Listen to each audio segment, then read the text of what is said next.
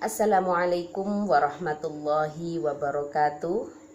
Anak-anakku semua kelas 8A dan kelas 8B, kita bertemu lagi pada materi Al-Quran Hadis.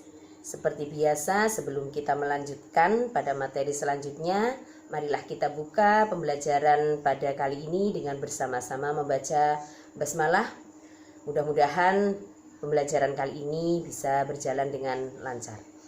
Bismillahirrahmanirrahim. Terima kasih. Langsung saja kita lanjutkan ke materi selanjutnya. Untuk kelas 8 ini belum dapat modul ya.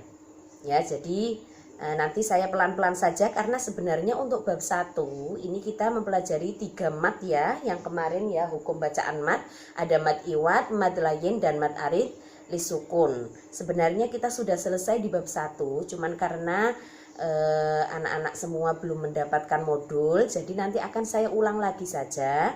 Dan tugasnya hari Selasa tolong kepada ketua kelas dikumpulkan ya, baik yang 7A maupun 7B nanti ditaruh di kantor ya. Yang tugas kemarin saja, yang tugas kemarin ya, kemarin ada beberapa yang sudah mengumpulkan tapi belum ada tugasnya, belum dikerjakan ya, bisa diambil lagi. Jadi tugas yang pertama itu membuat contoh mat iwad kemarin ya.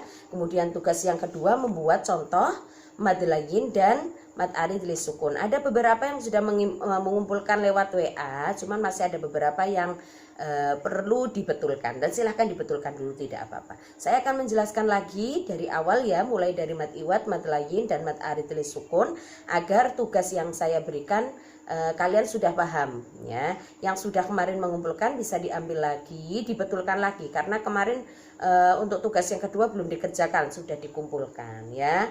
Jadi bisa diambil lagi, diperbaiki lagi ya. Langsung saja, kemarin pada pertemuan pertama mat iwad, saya ingatkan lagi, catatannya bisa dilihat sudah minjem kakak kelas atau belum yang yang material Quran ini ya. Jadi itu membantu sekali ya sebelum kalian mempunyai modul. Oke, langsung saja untuk mat iwad ya. Mat iwad kemarin pengertiannya ya, mat iwad baik secara bahasa maupun istilah ya. Mat iwad, mat artinya panjang, iwad artinya apa kemarin? Pengganti. Kemudian mat iwad secara istilah adalah mat yang dibaca panjang atau bacaan yang dibaca panjang apabila ada fathaten yang berada di akhir kalimat. Diingat-ingat, apabila ada lafadz yang berharokat fathaten yang berada di akhir kalimat. Contohnya pada surat Al-Adiyat, wal adiyati dhabha fal muriyati qadha. Tulisannya kan babhan qadhan. Tugasnya kemarin kan suruh membuat ya, suruh membuat contoh mat iwad, dan jangan sama seperti yang dicontohkan sama Bu Ainun.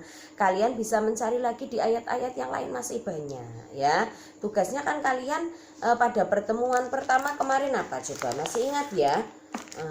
Tugas pada pertemuan pertama itu ya, kelas 8 itu apa ini?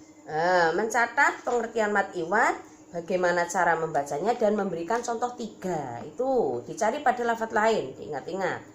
Kemudian mat iwad ya, jadi mat iwad itu mat artinya panjang, iwad artinya pengganti ya. Jadi mat iwad adalah bacaan panjang apabila ada fathaten yang berada di akhir kalimat atau dibaca waqaf, itu mat iwad. Tugasnya kemarin membuat contoh 3 dan menulis pengertian secara bahasa dan istilah, apa ciri-cirinya ya.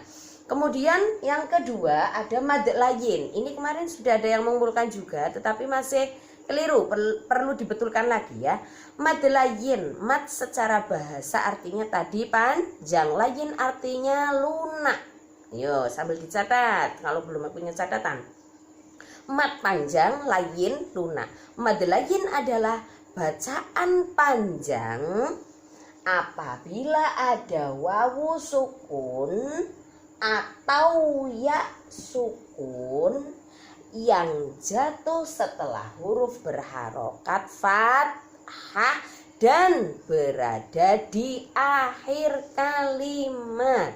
Kemarin sudah saya jelaskan, perlu digarisbawahi pada bacaan mad layin itu harus berada di akhir kalimat. Sebab kalau yang di tengah kalimat nanti bukan bacaan mad layin, tetapi bacaan layin. Itu diingat-ingat ya. Ada yang suruh saya betulkan itu yang kemarin mengumpulkan tugas lewat WA. Jadi diingat-ingat. Mad layin itu apabila ada wawu sukun atau ya sukun yang jatuh setelah fathah dan berada di akhir kalimat. Saya contohkan kemarin di dalam surat Al-Quraisy ya. Bismillahirrahmanirrahim. Li'ilafi Quraisy. Diberhentikan, diwakafkan, itu mad layin. Tetapi kalau bacaan lain, li'ilafi Quraisyin ilafihim, lah dilanjutkan tidak berhenti, itu bukan mad layin tetapi bacaan lain. Paham ya perbedaan antara bacaan lain dan mad lain. Jadi kalau mad itu diwakafkan, kalau lain di tengah kalimat tidak dibaca wakof. Bisa dipahami ya untuk tugas yang kedua kemarin ya. Mad layin itu harus berada di akhir kalimat. Kemudian pada mad yang ketiga ada mad arid lis sukun. Mad artinya panjang ya. Mad artinya panjang. Arid itu artinya baru. Sukun itu artinya mati. Jadi secara istilah mad arid lis sukun adalah apabila ada huruf mad itu apa saja? Alif, wawu, dan ya yang berada di akhir kalimat ya atau di akhir ayat dan terdapat tanda wakof atau dibaca wakof. Contohnya alhamdulillahi rabbil, sini maaf ya biar kelihatan, Rabbil alamin. Nah, ini ada ya. Ya di sini huruf mad bertemu dengan huruf nun yang diwakafkan. Nah, itu namanya mad arid lis sukun. Diingat-ingat ya. Jadi mad arid lis sukun itu apabila ada huruf mad yang berada di akhir kalimat dan bertemu dengan huruf yang diwakafkan gitu ya. Wah, yang alif contohnya qul a'udzu birabbin nas. Yang ya tadi ya alhamdulillahi rabbil alamin. Yang wawu apa contohnya? Wa yamna'unal ma'un. Itu bacaan mad arid lis sukun. Cara membacanya kemarin boleh dibaca panjang 2 harokat, boleh 4 harokat, boleh 6 harokat, dan yang lebih utama adalah 6 harokat ya. 3 bacaan mad itu difahami. Dan tugas pertemuan yang kedua kemarin membuat contoh berapa? 5 ya. 5 bacaan mad layin dan 5 bacaan mad arid lis sukun. Besok Selasa dikumpulkan. Tugas pertama, tugas kedua dikumpulkan. Ya, membuat bacaan tadi mad iwad 3 ya, tugas pertama sama pengertian dan ciri-cirinya. Kalau tugas yang kedua langsung membuat contoh mad layin 5, mad arid lis sukun 5. Bisa difahami ya contohnya ya. Itu contohnya nanti akan saya jadikan acuan penilaian. Kalau sudah paham itu bisa dicari contohnya, jangan yang saya contohkan, cari pada lafaz-lafaz yang lain di Al-Quran, di Juz Amma ya, silahkan dicari. Bisa difahami ya. Jadi untuk kelas 8 ini tugasnya itu saja udah. Pertemuan pertama dan pertemuan kedua silahkan dikumpulkan hari Selasa. Untuk hari ini tidak usah saya kasih tugas, saya jelaskan aja dari awal sampai akhir karena kita sudah selesai di bab 1.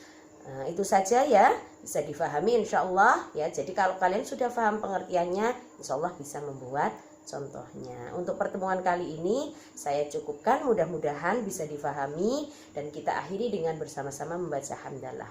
Alhamdulillahirabbil alamin. Saya tunggu tugasnya untuk ketua kelas, silahkan dikumpulkan ya. Wassalamualaikum warahmatullahi wabarakatuh.